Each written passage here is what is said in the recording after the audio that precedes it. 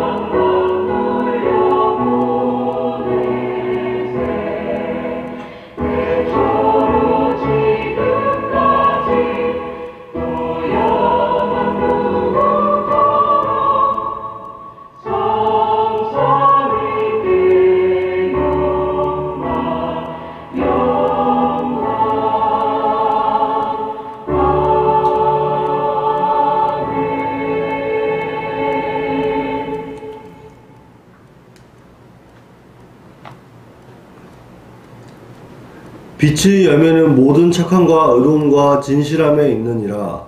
아멘. 또 두 번째 이르시되 요한의 아들 시몬아 내가 나를 사랑하느냐 하시니 이르되 주님 그러하나이다. 내가 주님을 사랑하는 줄 주님께서 아시나이다. 이르시되 내 양을 치라 하시고. 아멘. 다같이 찬송 2장 찬양 성부 성자 성령 을 하시겠습니다.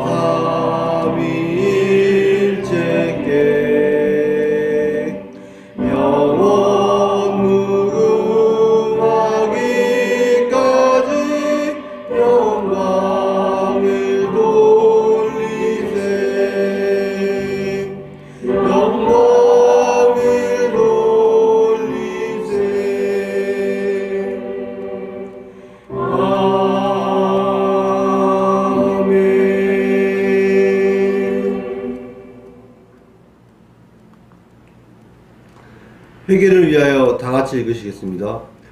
우리는 다 양 같아서 그릇 행하고 각기 제 길로 갈 수밖에 없는 존재들입니다.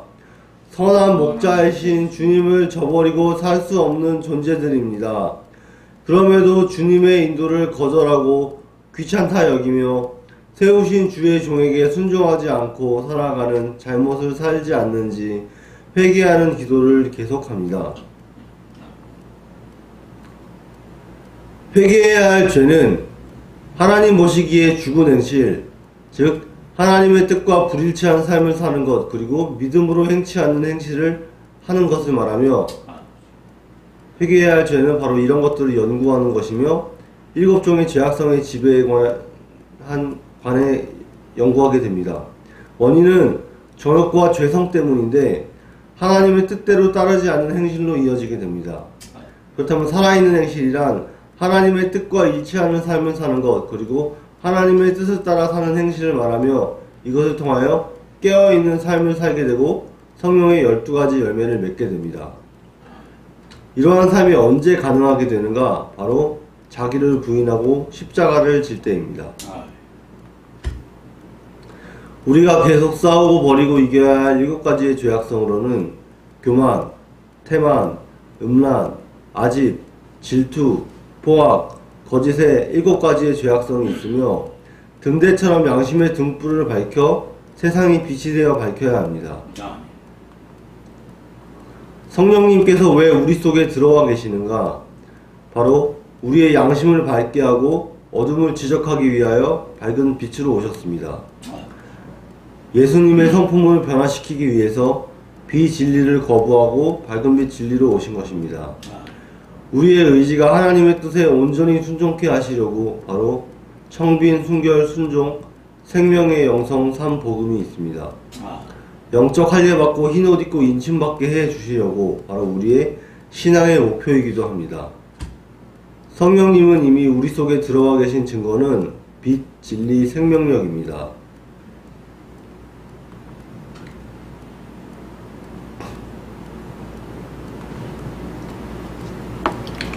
죄악성과 자범죄 고백의 기도 시간을 가지도록 하겠습니다. 하나님 아버지, 저희 그 아담으로부터 이어져 내려온 그 원죄악성을 그 뿌리로부터 수많은 자범죄를 지어가며 아직 그 죄악성의 뿌리도 제거하지 못한 채 살아가고 있습니다. 이 불순종의 영의 행실을 따르지 아니하고 육의 행실을 따라 많은 죄를 지으며 살아가는 저희들에게 그 아버지 하나님의 성령의 기름 부음을 받아서 그 죄를 씻고 성령으로 거듭나게 되어서 주 하나님만 앙망하며 바라며 살아가는 저희들 모두가 될 수 있도록 주님이 함께하여 주시옵소서. 감사드리며 우리 구주 예수 그리스도 이름으로 기도드리옵나이다. 아멘. 다같이 읽으시겠습니다. 사무엘이 이르되 여호와께서 번제와 다른 제사를 그의 목소리를 청종하는 것을 좋아하심같이 좋아하시겠나이까? 순종이 제사보다 낫고 듣는 것이 순령의 기름보다 나으니. 아멘. 아멘. 다같이 사도신경을 함으로써 우리들의 신앙을 고백드리도록 하겠습니다. 나는 전능하신 아버지 하나님 천지의 창조주를 믿습니다. 나는 그의 유일하신 아들 우리 주 예수 그리스도를 믿습니다.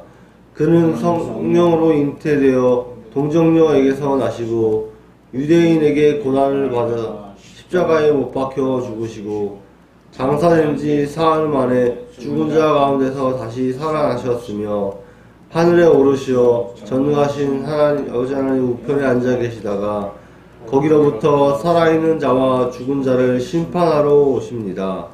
나는 성령을 믿으며 거룩한 교회와 성도의 교제와 죄를 용서받는 것과 몸의 부활과 영생을 믿습니다. 아멘. 이어서 조동현 전도사님께서 나와서 대표로 기도 인도해 주시고 성경 봉독에 찬양까지 해 주시겠습니다.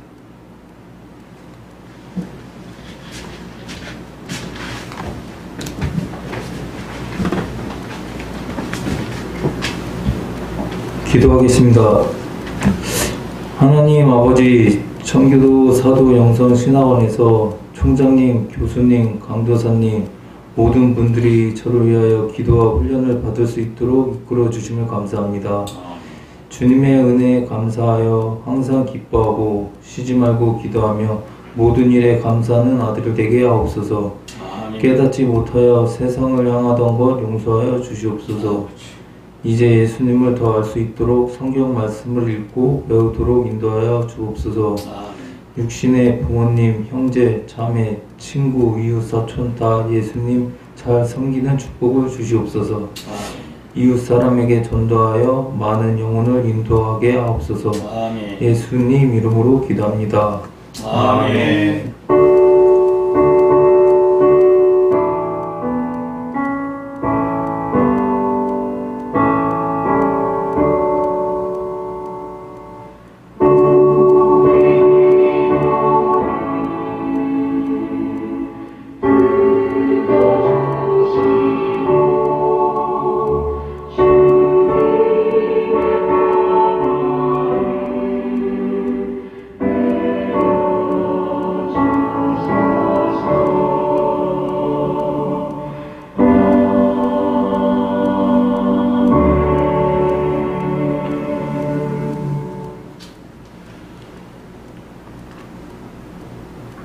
성경 봉독하겠습니다.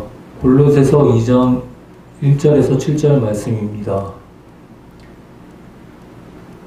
내가 너희와 라오디게아에 있는 자들과 무릇 내 육신의 얼굴을 보지 못한 자들을 위하여 얼마나 힘쓰는지를 너희가 알기를 원하노니 이는 그들로 마음의 위안을 받고 사랑 안에서 연합하여 확실한 이해의 모든 풍성함과 하나님의 비밀인 그리스도를 깨닫게 하려 함이니 그 안에는 지혜와 지식의 모든 보화가 감추어져 있느니라. 내가 이것을 말함은 아무도 교만한 말로 너희를 속이지 못하게 하려 함이니 이는 내가 육신으로는 떠나 있으나 심령으로는 너희와 함께 있어 너희가 질서 있게 행함과 그리스도를 믿는 너희 믿음이 굳건한 것을 기쁘게 봄이라.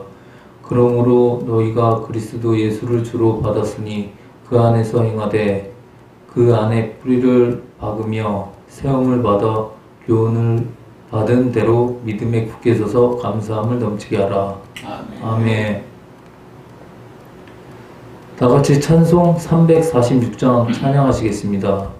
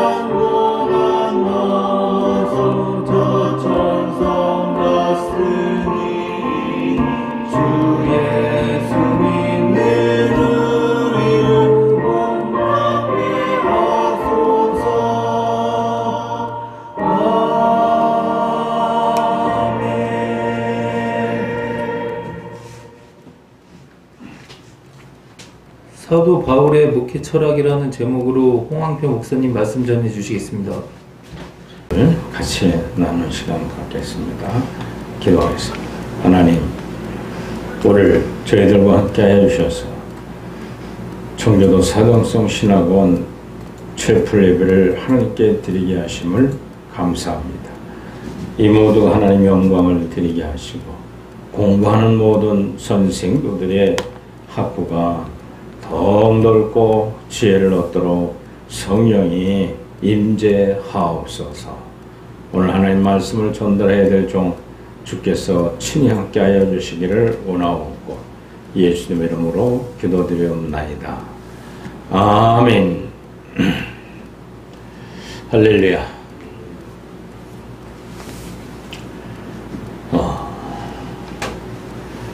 오늘 본문의 말씀을 생각하면서 사도 바울의 목회 철학을 우리가 알고 깨달아서 바울 사도의 목회 방법대로 목회를 하는 우리 선지생도들이 되기를 주의 이름으로 축원을 드립니다.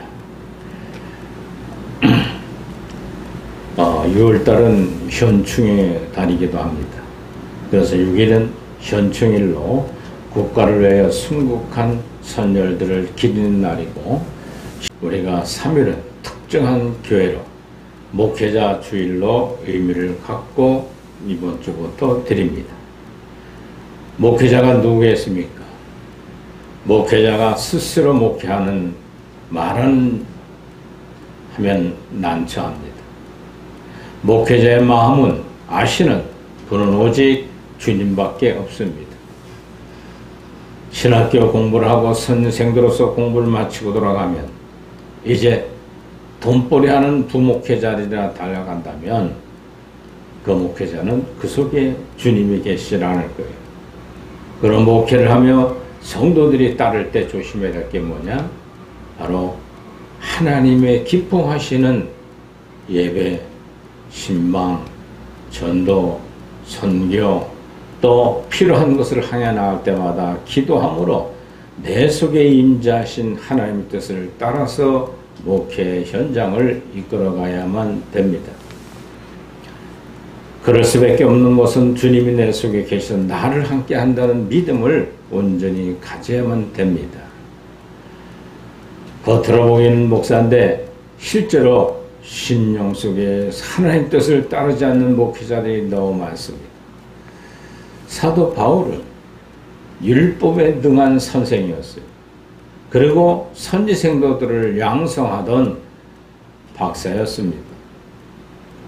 그러던 그가 율법의 지식만 앞세우다가 구약의 선자들이 애언한 예수 그리스도가 메시아인 걸 알고 깨달아야 되는데 모르고 예수님을 적그리스도라 보고 죽이려고 쫓아다녔고, 또 예수님의 제자들을 죽이려고 쫓아다녔던 사울 시대를 우린 기억해 봐야 됩니다.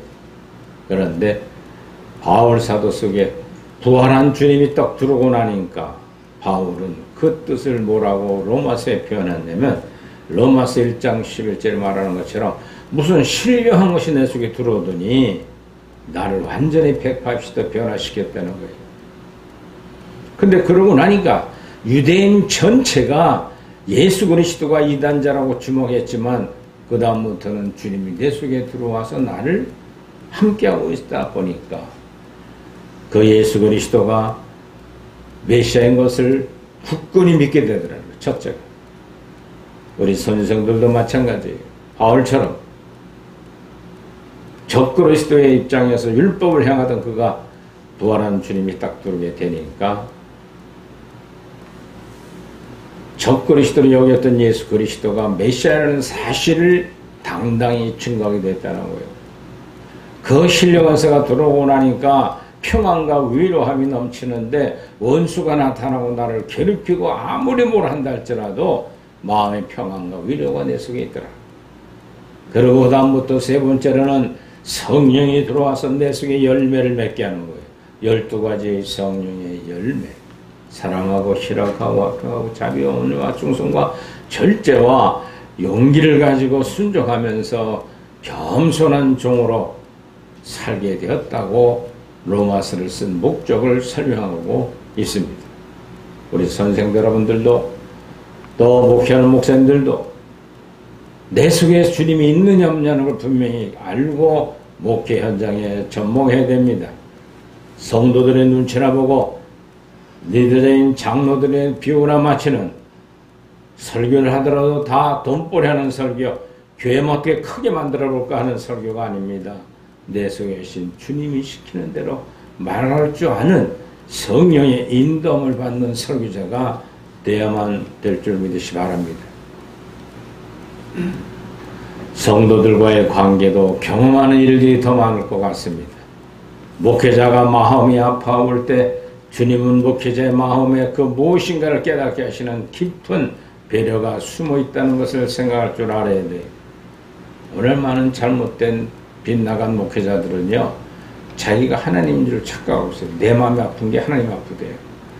내 뜻이 안 이루어지는 것이 하나님의 뜻이 안 이루어지는 것이라고 착각하는 분들이 많아요. 목회자 뜻이 안 된다 할지라도 아버지는 영광을 받아요. 성도는 비방과 초록과 어렵게 교회를 삶을 살아가지만 사업이 실패되고 병고에 고달고 힘들어도 하나님은 그 고난을 통해서 익은 열매 만들고자 하시는 하나님의 계획이 성취되는 것을 알아야 돼요. 목회자들이 자기가 하나님 돼서 하나님의 뜻을 이룬다고 계속 목사 성도들을 밀어붙이게 되면 자기 영혼은 점점 아집과 고집으로 싹트는 때가 너무 많아요. 바울은 그리하지 않았어요. 바울은 하나님의 뜻이 무엇인가를 알고 시작했어요. 선교도 1차, 2차, 3차 전도 여행도 하나님 뜻대로 가라만 가는 대로 죽음의 길이라도 한다 할지라도 그 길을 향해 가라면 갔던 바울 사도의 목회 방법을 알 수가 있는 것이 오늘 본문에 말씀하고 있는 겁니다. 주님 목회자를 세우시고 그리고 주님 목회자 마음 쓰고 알고 계시. 그러므로 우리 목회자는 주님의 마음을 가져야 돼요. 역사에서 주님의 마음을 가진 목회자들이 많았습니다.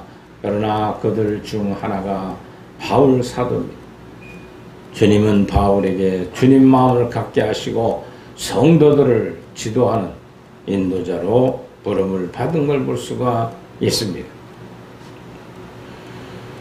교회 생활 속에서 가깝고도 먼 사이가 목회자와 성도들의 관계예요.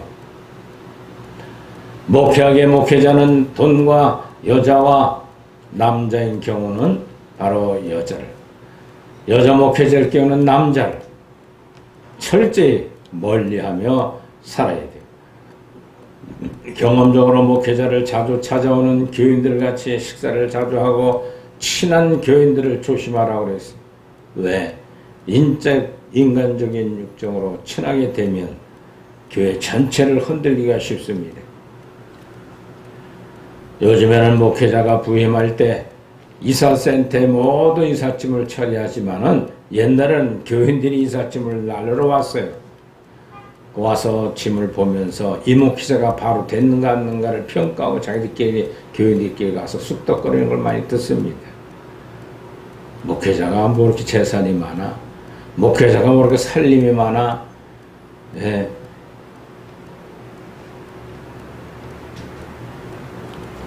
저도 지방에 있을 때 서울 장로들이 와서 제 짐을 이상을 한 경험이 있어요. 살림이 뭐 있겠어요. 교회 옆에 주택을 같이 막아서 자고 쓰고 할 때라. 살림을 실어놓은 장로들이 뭐 살림집이 이렇게 없느냐고. 큰 차로 하려고 하더니 아니라 반만한 트럭으로 실어야 했다고. 목회자는 없는 게 부끄러움이 아니에요. 있는 게 부끄러움이에요.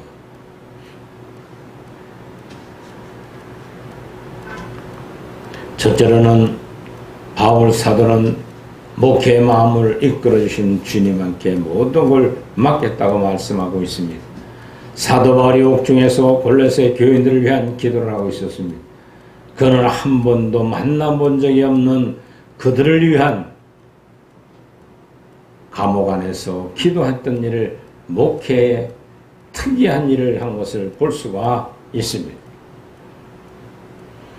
골로새서 성경은 바로 골로새에 있는 이들을 향하여 목회 서신, 옥중 서신을 쓴 거예요. 바울은 그들의 주님 믿는데 그치지 않고 다른 이들에게 하나님의 사랑을 베풀며 살고 있다는 말을 듣고 깊은 감명을 받았던 것입니다. 이러한 믿음과 사랑은 그들의 하늘의 소망을 두고 살았기 때문에 가능했을 것입니다.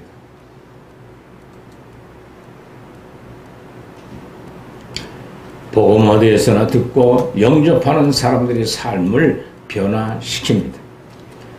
골로새 교인들도 복음을 듣던 날에 죄인을 향한 하나님의 크나큰 은혜를 깨닫고 변화된 삶을 살게 되었습니다. 이렇게 변화의 삶을 살도록 복음을 전한 사람은 에바브로디니아. 에바브로는 골레셋 출신으로 바울의 아들교회에 전도했을 때 주님을 영접한 사람이라고 골레 4장 12절로 13절에 말하고 있습니다. 그 에바브로디들은 골레셋 교회를 세웠고 그리스도인들의 신실한 일꾼으로 교회를 위하여 많이 애썼으면서 바울에게 교회의 소식을 전하며 자문을 구하기도 했습니다. 바울이 골레셋 교회에 관심을 가지고 있었기 때문입니다. 골레셋 1장 7절로 8절에 보면 바울은 골레셋 교회를 위하여 끊임없이 기도했다라고 말하고 있습니다. 성도들은 자신을 위하여 심지어 잘 알지도 못하는 교인들을 위해서라도 기도해주는 목회자의 마음을 알 줄 알아야 됩니다. 목회자는 성도들이 평안하고 잘 되기를 위하여 새벽마다 기도하고 그들이 어려움을 겪을 때 신방 찾아가서 하나님의 뜻이 어디 있는지를 살피면서 그 현장을 잘 이기도록 권면하고 믿음에 강한 믿음을 그들에게 심어줘야만 됩니다. 감옥에 앉아있는 얼굴도 한 번 면식 없었던 골레셋 교인들을 향하여 에바브로도의 목회자를 향하여 하신 바울 사도의 마음은 볼 수 없어도 내 마음에 계신 하나님 구속에 함께 하심을 믿고 권면한 것을 볼 수가 있습니다. 두 번째로는 사랑 안에서 연합하게 하시는 주님을 늘 기억하라고 2절로 말씀해 주고 있습니다. 하나님께 축복받은 교회는요, 주님 안에서 화목하고 사랑으로 하나가 되는 교회입니다. 교회의 비극은 서로 싸우고 갈라지는 것입니다. 교회의 분열은 주님을 십자가에서 다시 못 박는 행위고 주님의 가슴을 찢어놓는 것입니다. 주님은 우리에게 사랑의 새 계명을 주셨어요. 요한복음 13장 34절로 35절에 새 계명을 너에게 주노니 서로 사랑하라. 내가 너희를 사랑한 것 같이 너희도 서로 사랑하라. 너희가 서로 사랑하면 이로써 모든 사람이 너희에게 내 제자인 줄 알리라고 말씀하고 있습니다. 서로 사랑하고 서로 손해보고 희생을 할 때 진정한 하나님의 제자인 줄 알 것이라는 거예요. 사도 바울도 골레셋 교인들을 향하여 자신의 수혼을 피력했습니다. 2절로 3절에 말하는 이는 그들로 마음의 위안을 받고 사랑 안에서 연합하여 확실한 이해의 모든 풍성함과 하나님의 비밀인 그리스도를 깨닫게 하려 함이니 그 안에는 지혜와 지식이 모든 보화가 감추어 있느니라고 말씀하고 있습니다. 우리 사랑하는 성도, 우리 교육자, 또 선생도 여러분, 하나님은 사랑 안에서 하나 되기를 원합니다. 믿음의 삶을 살아가고 목회를 현장에 있던 목회자에 닥치는 가장 큰 일이 뭐냐면 우파 좌파의 갈라짐의 싸움이에요. 리더자 장로들이 자기 팔을 만들어서 잘못 목회자 파안을 놓고 비평하고 싸움하는 일. 이럴 때 믿음과 사랑으로 그리스도를 주님을 믿도록 하나를 만들 수 있는 능력은 딴 데 있는 것이 아니에요. 설교만 잘한다고 되는 게 아니라 목회자 자신의 생활 자체가 하나님의 사랑을 가지고 원수까지 사랑하는 모습을 보이며 비방하는 장로님, 우파의 잘못된 이들 찾아가서 희생하며 잘못을 사고할 줄은 목회자가 중요한 거예요. 나는 하나님의 종이다라고 교만 충만해가지고 자기 말 안 듣는 성도를 잘라내려고 하다 보면 그 목회자는 실패하는 목회자가 되기 쉽습니다. 그러므로 우리 사도 바울은 믿음과 사랑은 그리스도 주님을 깨닫게 하는 하나님의 비밀이라고 오늘 본문에 말씀하고 있습니다. 그러므로 아가페적 사랑 안에서 연합하는 비밀을 갖고 목회 현장에 들어가야 돼요. 목사들. 세 번째로는 4절로 5절에 보면 이단에 유혹받지 않게 하는 주님을 볼 수가 있습니다. 교회가 위태로워지는 중에 하나는 이단이 침범할 때 자고로 한국 교회는 60, 70년대는 박태선 장로 전도관이 교회들을 흔들어 놨어요. 그리고 문선명 통일교회 교주 제7안식일교회가 계속 건전한 교회를 핍박하고 유혹했던 시절이 있었습니다. 지금도 마찬가지입니다만 지금은 신천지 이만희가 참 제자여 참으로 이만희가 하나님이라고 착각하도록 만들어서 교회를 흔들어 놓는 걸 볼 수 있습니다. 안사롱의 하나님의 교회 역시 이단으로 건전한 교회들을 파헤치고 문제를 제기하고 있습니다. 초대교회도 마찬가지였습니다. 유대교회 이단들로는 에비온파, 알카사이파, 헬라주의 이단들로 영재주의, 마르시온, 마니교, 교리적 이단들로 단일 신론을 등으로 볼 수가 있습니다.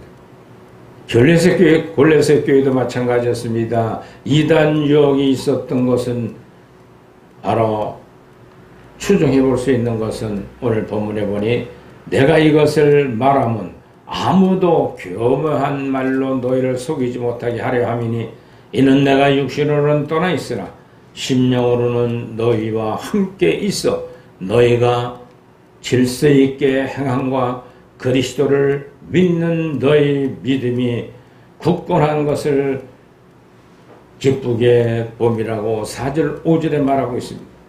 교묘하다는 말은 바로 인위적으로 그럴듯하게 꾸민다는 말입니다.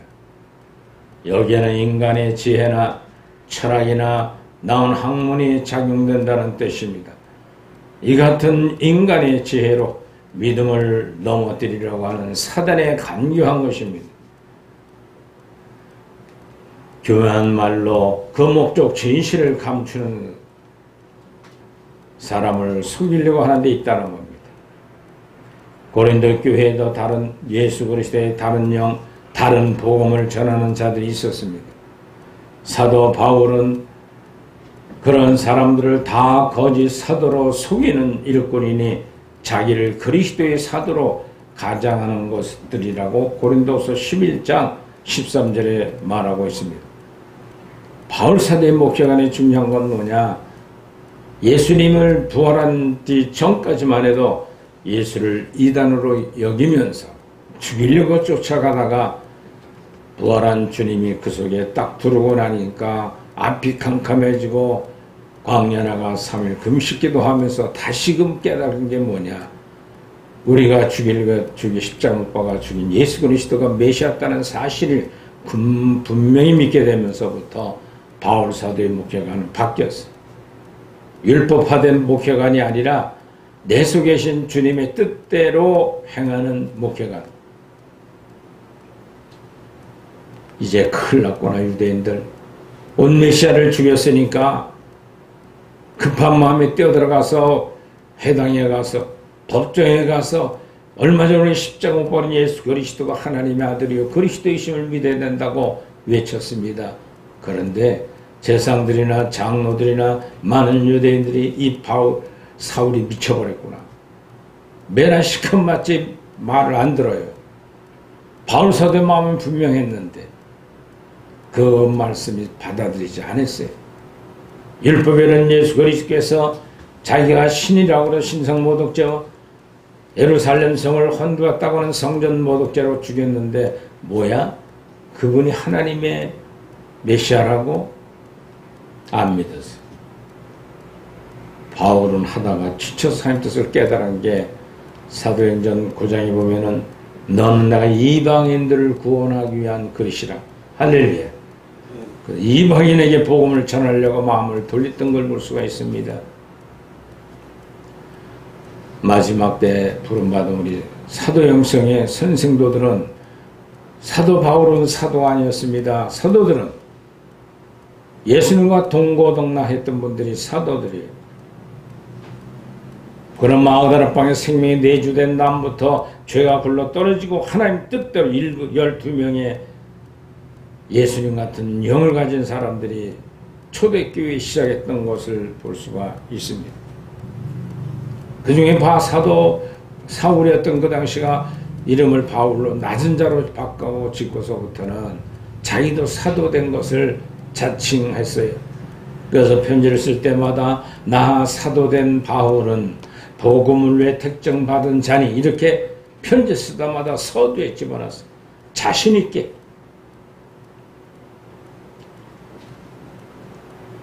여러분들 사도 영성의 진리를 공부할 때 렘의 말씀 나로 사로잡도록 내게 임재하달라고 공부해야 될 줄 믿으시 바랍니다. 학술적으로 배워서는 안 되는 거예요. 그래서 내가 인격이 변해가는 모습을 보고 그 변한 능력을 가지고 설교하고 예배인도하고 신방해주고 선교 다니는 능력의 종들이 되기를 주 이름으로 축원을 드립니다. 네 번째로는 믿음의 뿌리를 받고 살게 하는 주님을 볼 수가 있다고 6절로 7절에 말해주고 있습니다. 그러므로 너희가 그리스도 예수를 주로 받았으니 그 안에서 행하되 그 안에 뿌리를 박으며 세움을 받아 교훈을 받은 대로 믿음을 굳게 서서 감사함을 넘치게 하라고 말합니다. 성도가 지켜야 할 6가지 신앙생활의 표준이 있습니다. 첫째는 그리스도 주님을 구주로 영접해야만 됩니다. 주님을 영접해서 하나님의 자녀가 될 수 있다는 믿음을 굳건히 가져야 됩니다. 그러므로 선생들도 공부하는 동안에 분명히 알아야 될 건 예수 그리스도가 나의 구원해 주라는 사실을 학적으로 정리하고 내 믿음으로 정리하고 내가 확고하게 이제 못한 산하지구나 주를 위해 살았다는 믿음이 분명해야 됩니다. 두 번째로는 주님 안에 행해야 된다는 믿음입니다. 선생도는 말과 행실이 신앙적이어야 하고 주님을 닮아가는 것이 성도들이 행하는 일들이에요. 세 번째로는 주님에게 믿음의 뿌리를 받고 굳게 세움을 받아야 된다 그랬어요. 주님에게 믿음의 뿌리를 박지 않으면 흔들리기 쉽다는 거예요. 이단 사설에 쉽게 빠질 수가 있습니다. 제가 신앙할 때 70년대 말에 80년대 초에 가장 흥황했던 이단이 누구였느냐면 바로 통일교회 문선명이 그래가지고 그 돈 많은 걸 가지고 목회자들 가난한 개척교회 목사들 불러다가 온천시켜주고 충정에 가만 있어요. 그리고 교통비라고 도둑한 물질을 줬어요. 또 교회도 막 세워준다고 지원했어요. 근데 수많은 개척교회 돈이 어려운 목사들은 쫓아가서 그 유혹에 넘어가 통일교단으로 교회를 바꾼 사람들이 많았어요.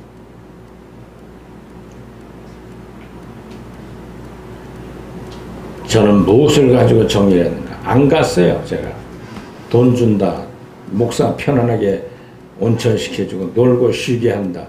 이거는 예수님이 그 길을 안 갔거든요. 할렐루야. 그 교리가 어떻게 문제 떠나서 정욕적인 거기 때문에 가서 내가 온천이라고 물에 좀 쉬었다 오는 거 편한 거, 그걸 추구하려고 목회한 사람이 아니기 때문에 철저히 나를 쳐서 복종케 하는 믿음을 갖고 있었던 저기 때문에 안 갔어요. 옆에 교회 목사들, 개척교회 목사들이 갔다 와서 자랑을 하는데 딱 육적인 걸 자랑하는 거예요. 야, 돈도 두둑이죠. 야, 온천에다 며칠 쉬고 나니까 몸이 개운해져. 여러분들 몸 개운해지려고 목회하는 거예요. 교회 모시게 돈 가지고 세우려고 하는 거예요. 그 원리강론을 또 배우면 거기에 충성하겠다고 선언하면요, 교회 개척한 자금도 대주는 거예요. 통일교단을 옮기라고 그래요. 말세에 부름받은 우리 선생들은 목회길을 갈 때 중요한 게 뭐냐?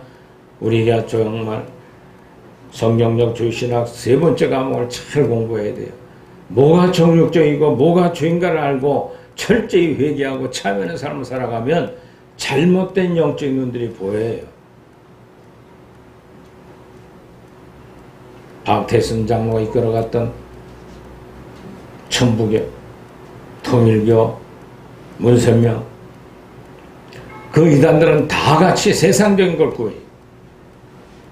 육신에 죽으면 썩어질 육체를 위해서 목회를 하려고 몸부림치는 목회자가 너무도 많아요. 우리 사등성에 졸업한 여러분들은 육적인 것에 기울이지 않도록 주의 이름으로 축원을 드립니다. 그래서 사도 바울은 디모데에게 너는 배우고 확실한 이해에 거하라고 디모데 3장 13절에 당부합니다. 우리도 끊임없이 말씀을 배우고 확실한 일에 거해야 될 것은 빛에 서야 돼요. 할렐루야. 어둠을 볼 줄 알아야 돼요. 내가 지금 생각하는 것이 육적인 것인가 영적인 것을 분별해서 영적인 걸 따라가야 돼요. 그리고 육적인 것을 멀리하고 쫓아가야 됩니다. 다섯 번째는 감사함을 넘치게 하라고 했어요. 감사는 생활에 중요한 풍요로움을 주는 겁니다. 성도는 있어서 감사하는 것이 없고 감사하고 기뻐하고 감사하고 슬퍼하고 감사하는 마음은 항상 범사에 감사라고 데살로니가서 5장 18절에 말하고 있는 거예요. 좋을 때나 괴로울 때나 모든 일이 잘 나갈 때나 항상 우리는 조심해야 될 게 뭐냐면 세상 일 잘 될 때 아이고 하나님 나한테 주신 축복이다 그러시면 안 돼요. 하나님 이러한 부유를 주실 때 내가 무엇을 필요하실까요? 나누라. 나는 다 주라 나물. 이런 마음을 가지고 목회 현장에 들어가야 돼요.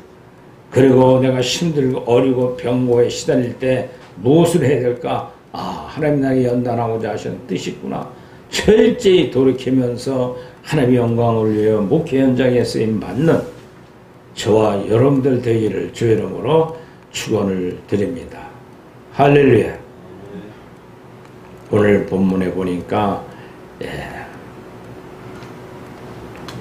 바울 사도의 제자였던 에바브로디드는 라우디 지역에 목회할 때 선교할 때 거기서 은혜를 받았던 사람이에요. 라우디 교회의 뜻은 뭐냐면 백성을 심판한다는 뜻이에요. 심판. 하나님께서 당신의 교회를 심판 행한 대로 갚아주시는 책에 기록되어 있다는 거죠. 심판다 뱉은 마음을 가지고 우리가 라우디 교회의 목회를 우리는 배울 줄 알아야 됩니다. 라우디 교회는 바로 금융에 두시고 엄청난 부에 소유한 의술학교가 있었습니다. 바로 셀레리움이라는 안약으로 유명한 지역이기도 했습니다. 이 라우디 교회는 에바브로도가 설립한 골로새 1장 17절로 4장 14절을 말하는 것처럼 세운 교회였습니다. 라우디 교회 도시에는 타협의 도시였어요. 엄청난 부를 소유한 도시였습니다. 그리고 이 시대의 교회를 성장하기에 적당하다고 볼 수 있어요. 현 교회 시대를 보면 라우디 교회하고 딱 닮았어요. 라우디 교회 도시의 위치는 온천이 있었어요. 육신을 편안하게 해주고 쉬게 해주는 온천. 그물이 흘러내려오면서 그 도시를 지날 때는 미지근하게 식어 내려갑니다. 너의 영적인 형편이 뜨겁든지 아니면 차든지 하라 그랬어요. 주님께 중보하실 수가 없습니다. 미지근한 신앙은. 안약 회사가 있었어요. 눈병에 쓰는 안약을 만드는 곳이죠. 라우디 교회의 형편을 상징하기에 좋은 배경입니다. 요한계시록 3장 14절에 본 라우디 교회의 사적의 편지하기를 아멘이시여 충성되고 참된 증인이시여 하나님의 창조의 근본이시가 가라사대 그랬어요. 충성되고 참된 증인이시여 주님께서 이 세상에 구세주로 오셔서 하나님의 말씀을 증거할 때 십자가에 못 박혀 죽으시기까지 충성을 바치셨던 예수님이 참 증인이었습니다. 이 증거를 하는 여러분들의 목회자의 길을 가고자 신학 공부를 하고 있는 겁니다. 말씀의 육신이 되어 만물을 창조하신 하나님이라고 요한복음 1장 1절로 3절에 14절에 말합니다. 그 속에 은혜와 진리가 충만하다 그랬습니다. 라우디 교회는요 칭찬이 없는 교회였어요. 소아시아의 7교회 중에 칭찬이 없는 교회는 라우디 교회뿐이에요. 이 시대의 모습과 너무나 흡사한 교회입니다. 목회 현장에 들어갈 때 여러분들이 착각에 빠지기 쉬운 게 뭐냐면 아니 사도행성 배울 때는 그게 아니었는데 교회를 다 목사들이 모여 앉으면 놀러 다니고 온천 다니고 여행 다니고 선교라는 명분을 내걸고 교인들이 헌금한 돈을 가지고 흥청망청 쓰는 목회자가 되면 안 됩니다. 요한계시록 3장 15절에 내가 내 행위를 아노니 내가 차지도 아니하고 더없지도 아니한도다 내가 차든지 더없든지 하기를 원하노라. 라우디오교회 목회자 개인의 신앙 상태를 지적하는 말씀이죠. 내가 내 행위를 안다는 것은 라우디오교회 목회자가 모든 생활 구석구석까지 다 하나님은 알고 계신다는 거예요. 차든지 더없든지 하라는 거예요. 라우디오교회 목회자는 미지근한 신앙생활을 살았습니다. 그렇게 되면 토하에 내친다.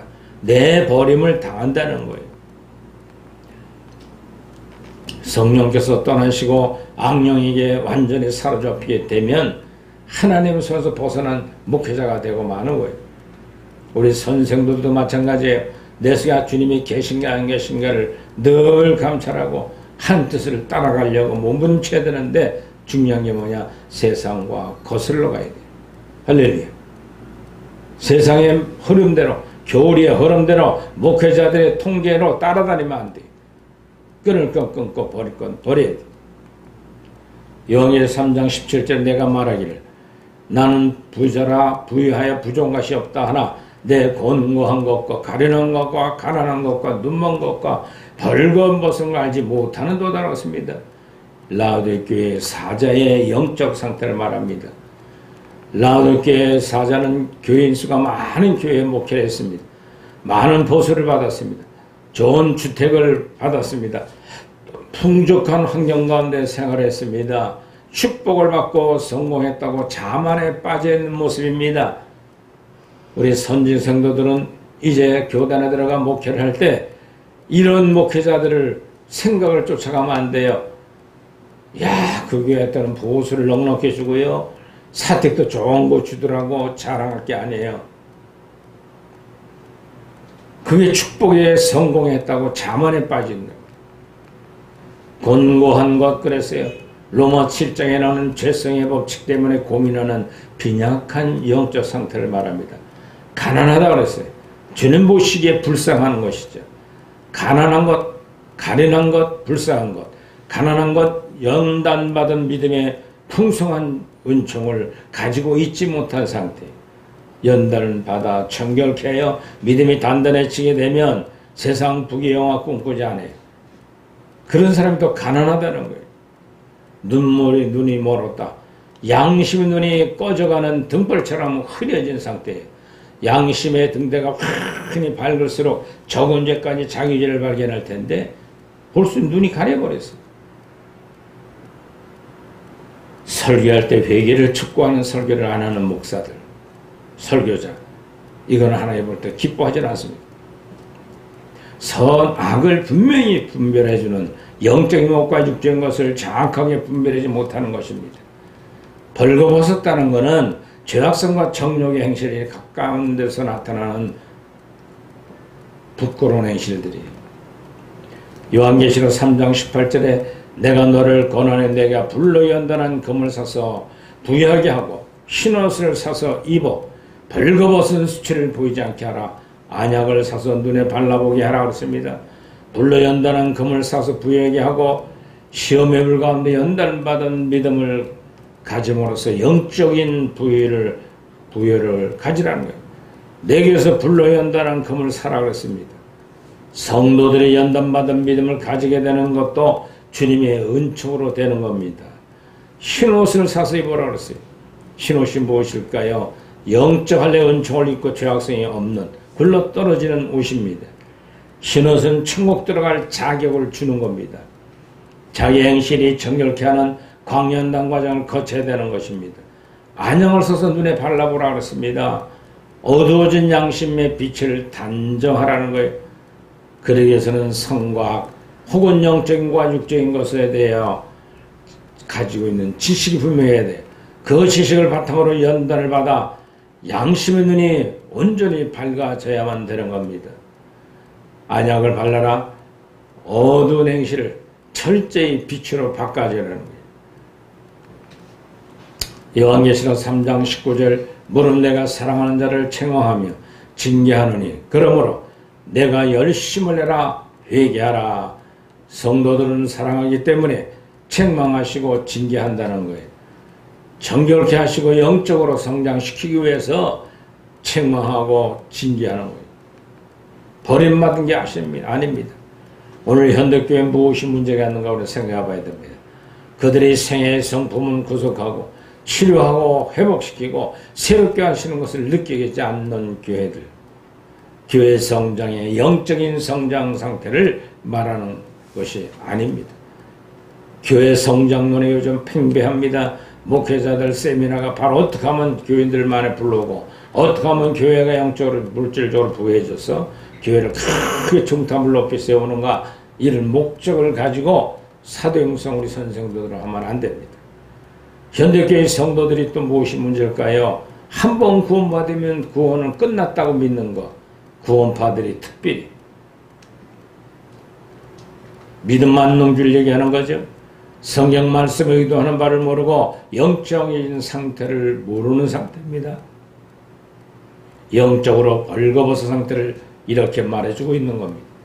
그래서 요한계시록 3장 20절에 벌저도 내가 문 밖에 서서 들으려니 누구든지 내 음성을 듣고 문을 열면 내가 그리로 들어가 그로 더불어 먹고 그는 나로 더불어 먹으리라. 할렐루야. 더불어 먹는 건 무엇일까요? 성령들의 광년당 과정을 다 통과하고 행실이 정결케 되면 그때 하나님의 생명이 내주 합일, 죄악성을 불러 떨어뜨리고 영속 좌정하여 생명이 함께 하시는 것. 그것은 내가 그로 더불어 먹고 그는 나로 더불어 먹으리라.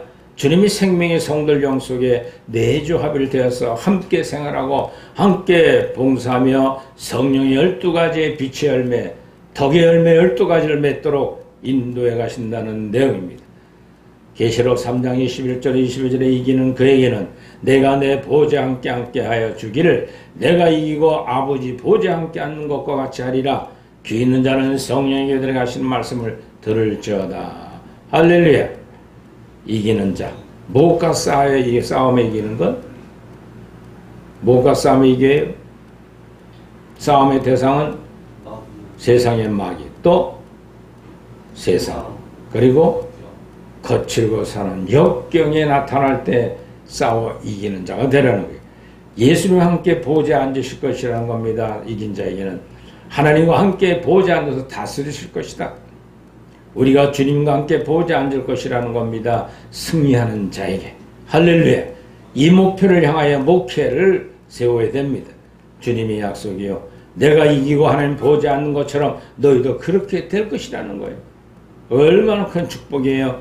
이 세상에 오셔서 죄와 마귀를 이기신 예수님의 모습, 우리도 세상과 마귀와 거칠고 사는 환경을 이기고 승리의 발을 부는 여러분들, 그리고 요한일서 5장 4절을 보면 다 같이 읽어봅시다.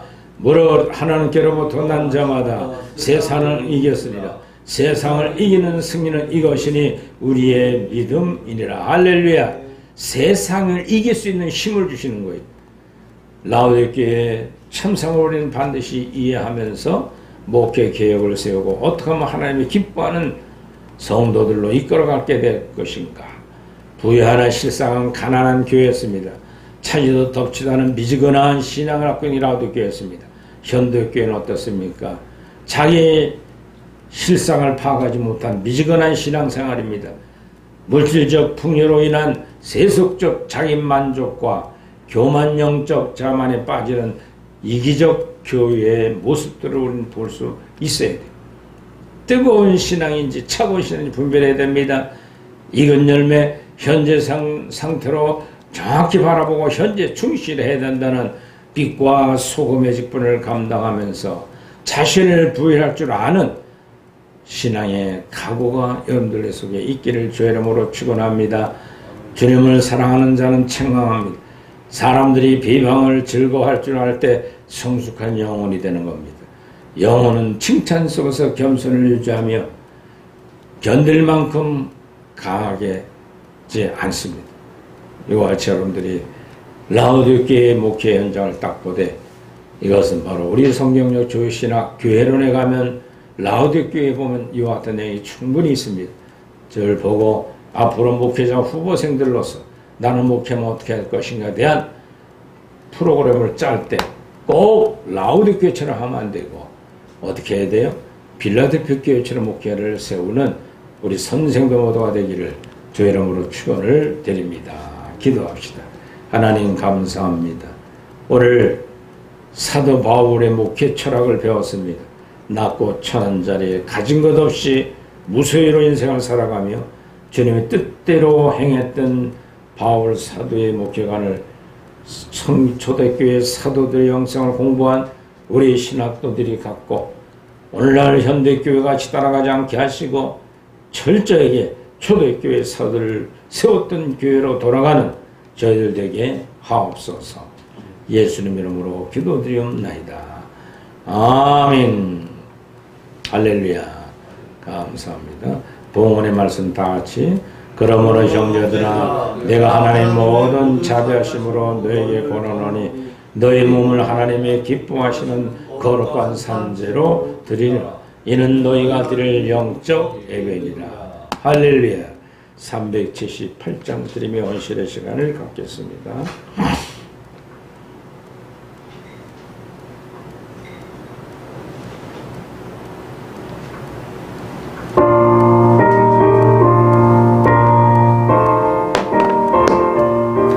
일절하며 헌신의 시간을 갖겠습니다. 소란 목자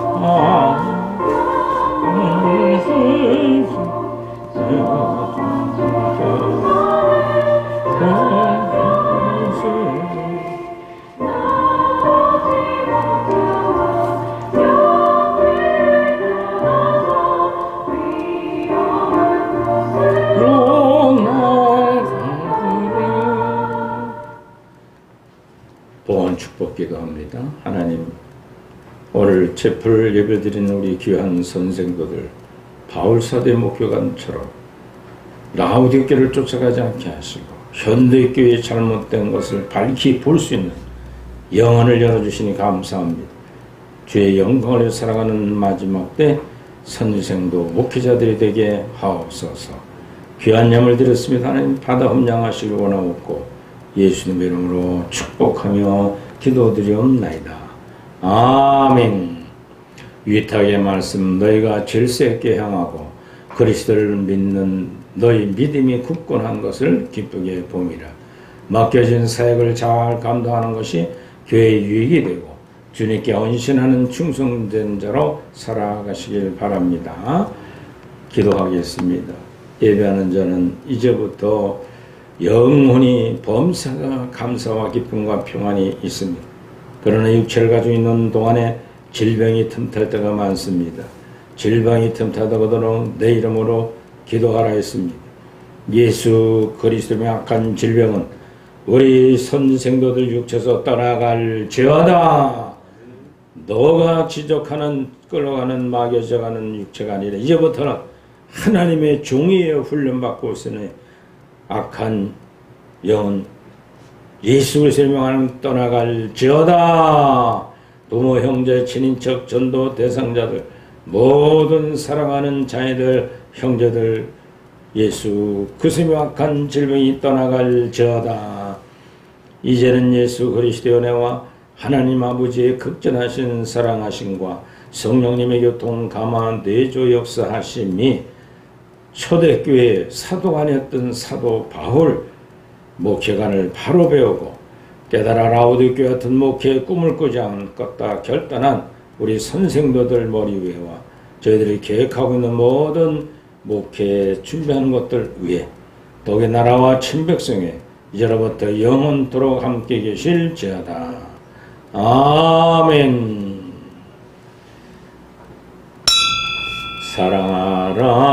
사랑하라 내 영혼아 감사라 감사라 내 영혼아 두 손 높이 들어 내 속에 있는 것들아 다